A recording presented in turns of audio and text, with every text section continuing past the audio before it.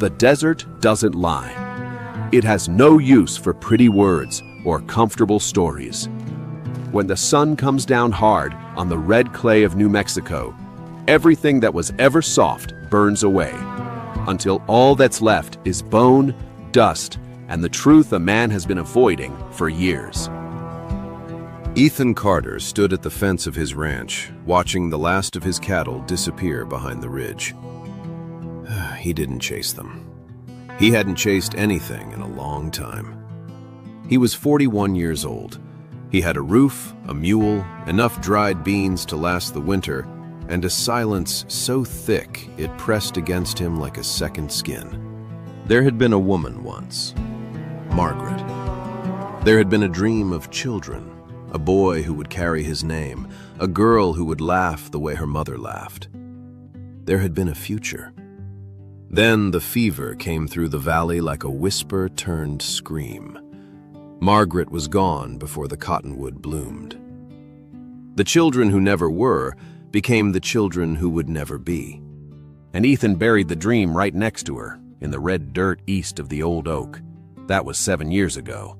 Since then, the ranch had grown quieter and the man had grown harder, and everyone in Rio Blanco County had quietly decided that Ethan Carter was the kind of man who was done with living, even if he hadn't gotten around to dying yet. He was pulling water from the well that morning when he heard hooves on the road. He didn't look up at first. Nobody came out this far without reason, and reason, in his experience, was rarely welcome. But the hooves stopped at his gate, and then a voice, low, careful, unmistakably young, said the 6 words that would change the rest of his life. "My father said you wanted children." Ethan looked up slowly, the way a man does when he's learned not to trust sudden things.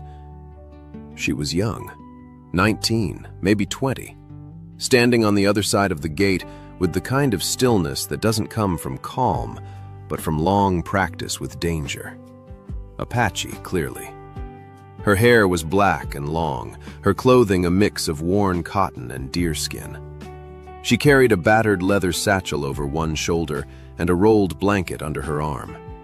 Her boots were cracked at the seams. She was looking at him the way you look at something you're not sure will hurt you.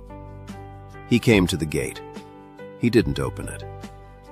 "Who's your father?" he said. "Was," she corrected. "He died 3 months ago. His name was Kele." She paused. "You knew him as Charlie." Charlie. Ethan felt the name land somewhere old inside him.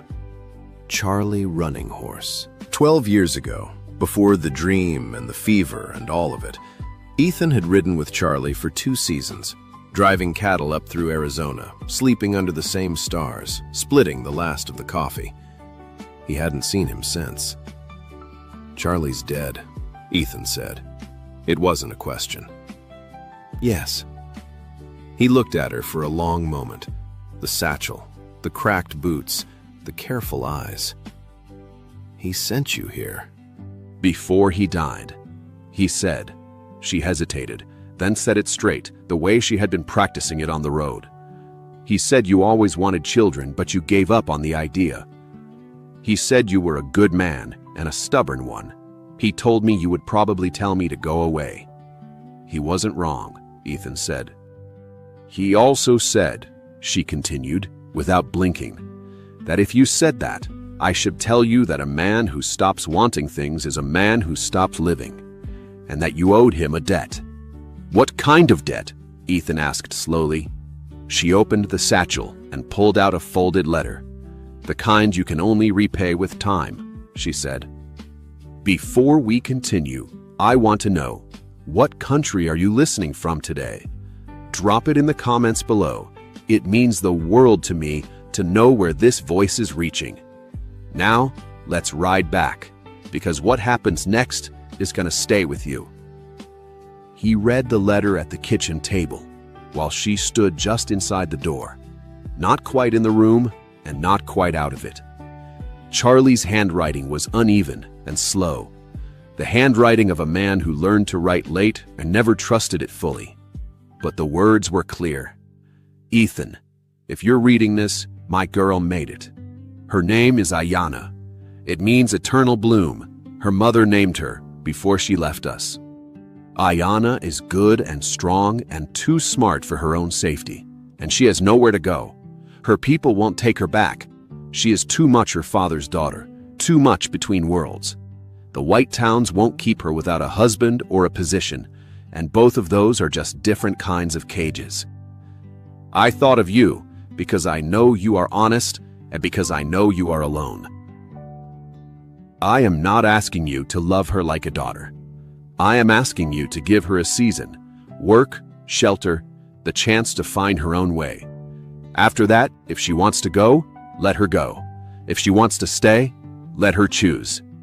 You told me once, sitting east of the Brazos, that you wished you'd had a family. I told you it wasn't too late. You said it was. I'm asking you, one last time, from wherever I am now, prove me right. Ethan folded the letter. He looked at Ayana, who had not moved from the doorway. He had no right to do this, Ethan said quietly. No, she agreed, he didn't. I'm not looking for. I know what you're not looking for, she said. There was no anger in her voice, only patient precision. I'm not looking for a father or a husband or charity. I'm looking for one season of work, for honest pay. That's all. Ethan looked at the folded letter in his hands. Outside, the wind moved through the dry grass with a long, low sound like a question. He stood up slowly. There's a cot in the back room, he said. Supper's at sundown. He walked toward the door, then stopped with his hand on the frame. One thing, he said, without turning around. I don't talk about Margaret. Not to anyone. Not ever. A pause. I just need you to know that. He went outside. Ayana looked at the folded letter still on the table. The letter that hadn't mentioned any Margaret at all, and understood, for the first time, exactly how much this man was carrying. The first 2 weeks were built entirely of silence and distance and small practical things. Ayana woke before dawn without being asked. She mended the fence along the south pasture. Not the patching Ethan had been doing for years, but a real repair, post by post, until the line was clean and true. She learned the well's temperament, the way the rope stuck on cold mornings, the way the bucket had to be angled, and fixed both. She cooked in the evenings, corn and dried meat, and occasionally something she'd found in the hills that Ethan didn't recognize, but ate anyway, because it was good. He watched her the way you watch weather, carefully, from a distance, waiting to see what kind of storm she'd turn out to be. But she wasn't a storm. She was the opposite, the kind of stillness that follows one. They didn't talk much. He asked about the work, she answered in facts. She asked about the land, he answered in facts. They built a functional piece out of the exchange of information, and neither of them reached past it. On the 15th day, Ethan was repairing the barn roof when the ladder slipped. He caught the edge of a beam on the way down, enough to slow the fall, but not stop it. He hit the ground hard, left side, and lay there looking at the sky while his body decided whether anything was broken. Ayana appeared in his field of vision, crouching beside him. "Can you move your fingers?" she asked. He could. "Your feet?" "Yes." "Then you're not broken." She stayed where she was. "You're also not as careful as you think you are." He almost laughed. He stopped himself. "I've been doing this alone for 7 years," he said. "I know," she said. "That's the problem." She helped him up. He pulled his hand back. She didn't react. But for the rest of that afternoon, he found himself noticing exactly where she was in the room. That night at supper, neither of them spoke about it. But the silence had changed shape, and both of them knew it. It started with a fire, a contained one built low in the ring of stones east of the house. He'd been sitting with it for an hour before he heard her footsteps behind him. He didn't tell her to go back. She didn't ask permission. She sat on the far side of the fire and looked up at the sky the way her father had taught her. Not searching, just receiving. After a long time, she said, he used to say the stars were the campfires of everyone who went before us. Charlie, Ethan said. Yes, Ethan looked up. The Milky Way cut across the black sky in its ancient, careless arc. He had sat under it 1,000 times without feeling anything. Tonight, for the first time in longer than he could say, he felt something. He talked about you, she said. He said you were the only white man he ever trusted with his back. He said you were fair and steady, and you didn't pretend the world was something it wasn't. He was generous. He was accurate, she said. And the way she said it, not like flattery, but like a finding, made him look across the fire at her. She was watching him without self-consciousness, the way a person watches something they are trying to understand, rather than impress. "What are you looking for?" he asked. "After the season, where will you go?" She was quiet for a while. "I don't know," she said finally. "I used to think I knew. After my father got sick, the knowing went away." She paused. "I think I'm looking for somewhere that feels like it could be mine." Ethan looked back at the fire. He said nothing, but something in his chest moved, like a gate unlatched by wind, not by hand. "You know what gets me about this scene? It's not the romance. It's a man looking up at the sky for the first time in years and actually feeling something. 7 years is too long to look at the same stars and feel nothing. I know something about that." He didn't say goodnight when he went inside. He never did. But that night, for the first time in 7 years, he left the fire burning a little longer than necessary. They rode into town together on the 1st of the month. Supplies needed, no way around it. Ethan had been dreading it. Rio Blanco was not a generous town. It measured people carefully and found most of them wanting. He could feel the eyes as they tied the horses outside the general store. Some curious, some hard. Near the far end of the street, half hidden under the overhang of the land office, a man Ethan didn't recognize stood watching them with the particular stillness of someone paid to notice things. He filed it away without showing it. Inside, Mrs. Galvin, behind the counter, gave Ayanna a look that was not quite hostile and not quite welcome. The careful neutrality of a woman waiting to see which way the wind blew before she committed. When they came back out, a man named Doyle, large, slow, convinced of his own importance, was standing near the voices. "That your squaw, Carter?" he said. The word dropped into the street like a stone into still water. Ethan stopped. He felt Ayanna go still beside him. He turned to look at Doyle with the kind of calm that is not peaceful, but is very, very certain. "No," he said. "She's the best ranch hand in the county, and you're going to step back from my horses."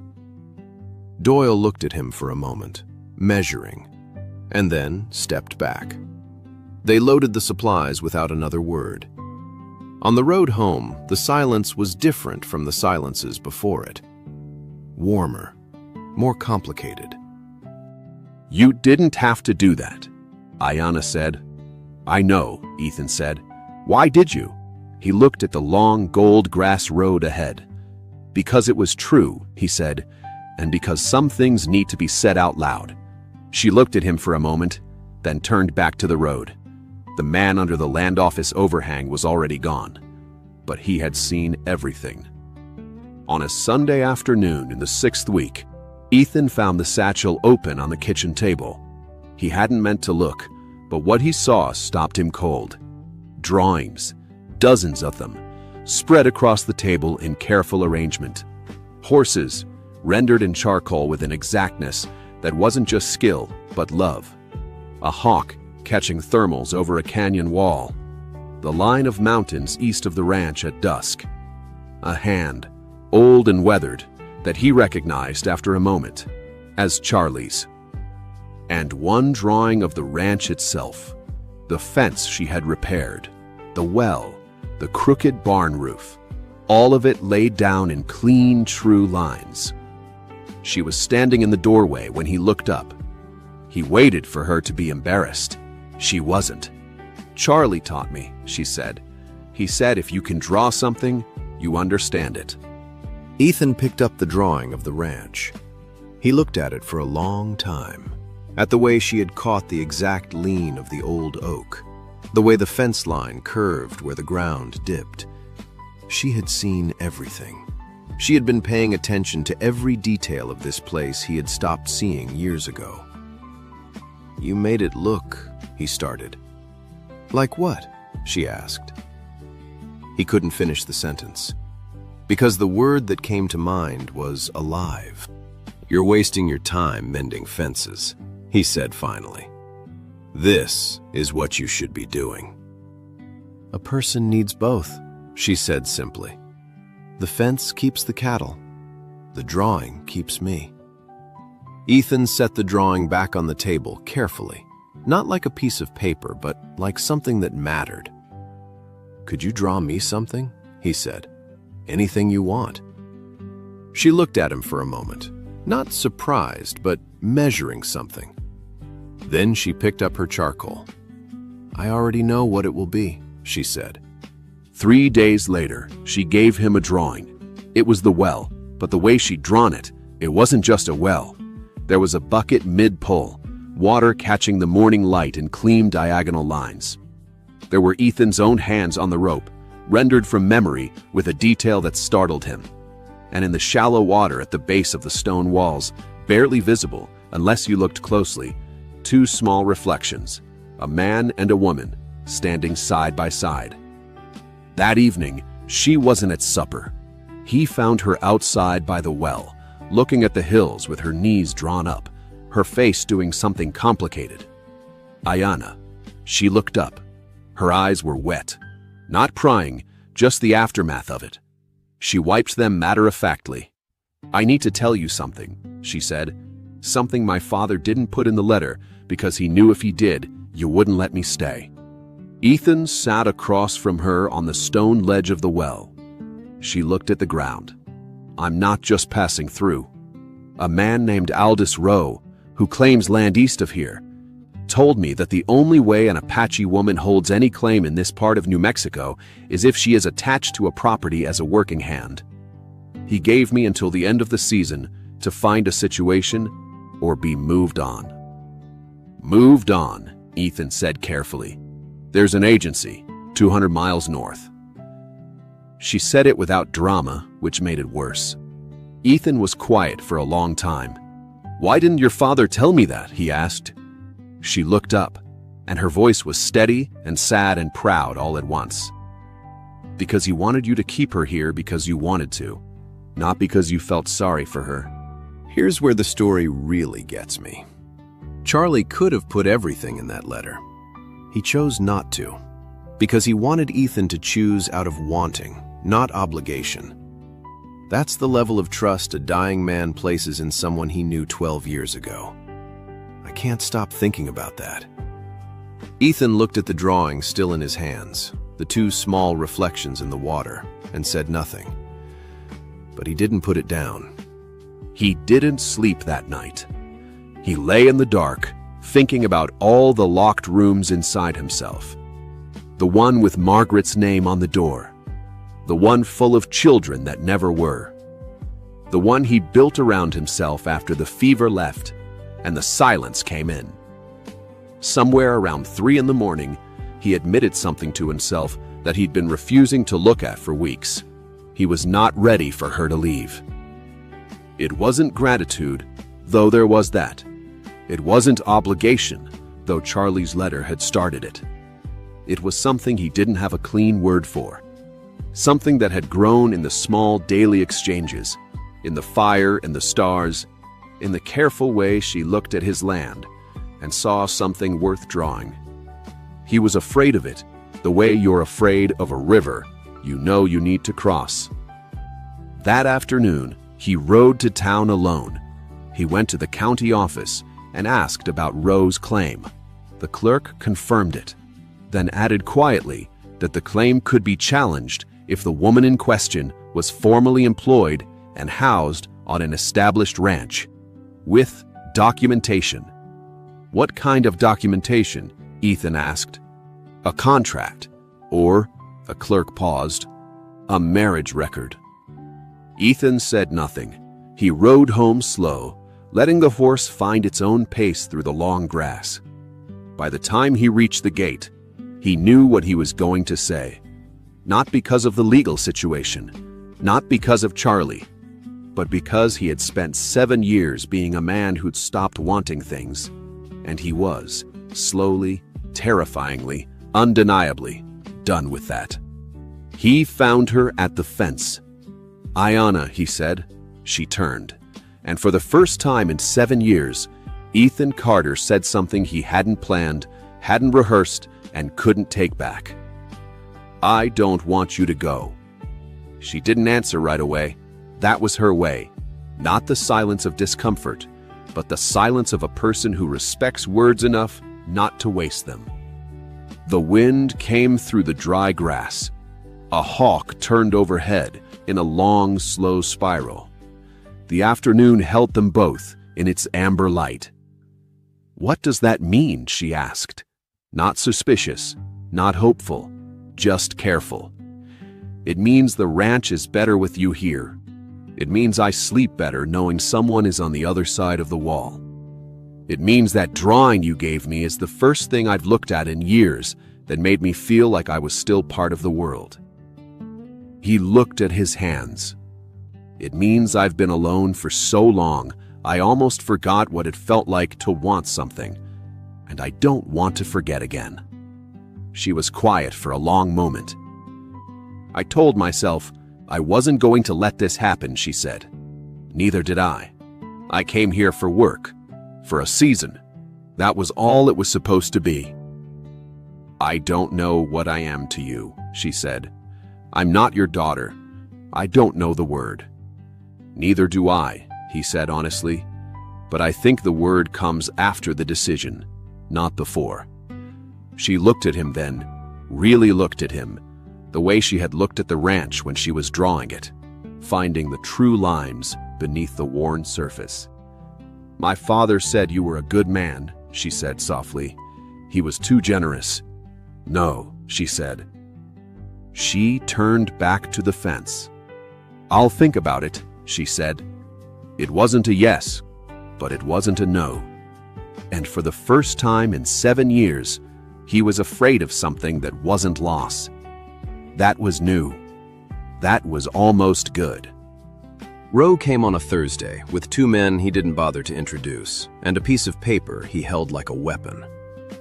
Ethan recognized one of them immediately. The man who had been standing under the land office overhang in Rio Blanco, watching them load supplies.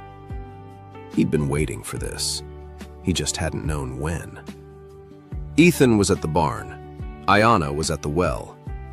Roe walked straight past Ethan toward her, which told Ethan everything he needed to know about the man. "Season's end is Friday," Roe said. "The arrangement with Carter is informal. It won't hold in county records. You need to—" "She's not going anywhere," Ethan said. He hadn't moved fast. He didn't need to. He was simply suddenly there, standing between Roe and Ayanna, his voice carrying the flatness of a man who has made a decision and is done deliberating. "Carter, this isn't your business." "This is my property," Ethan said. "And this woman is my—" He paused for only a fraction of a second. "My intended, which makes it very much my business." The word landed between them all. Ayanna, behind him, made no sound. Roe looked from Ethan to her and back. He was the kind of man who backed down when the math changed, and the math had just changed. "I'll need documentation," Roe said, retreating into process. "You'll have it," Ethan said. Roe left. His 2 men went with him. Ethan turned around. Ayanna was looking at him with an expression he couldn't read. Not angry, not grateful, not quite amused, but something that held all 3 at its edges. "You're intended," she said. "I know I should have asked first," he said. Yes, she agreed. You should have. There was a long silence. Then, very quietly, she said, Ask me now. He asked her. Not on one knee. That wasn't either of their styles. Standing in the evening light, with the ranch behind him and the long gold hills in every direction. I'm not an easy man, he said. I'm quiet, and I'm set in my ways, and I've spent 7 years making peace with being alone. I don't know how to promise you everything, but I can promise you this. I will see you. Every day for the rest of my life, I will actually see you, and I think that's worth something. She looked at him for a long time. My father knew, she said finally. He knew this would happen. I think he always knew. Stubborn old man, Ethan said. Yes, she said. He was. She paused. So am I. I know.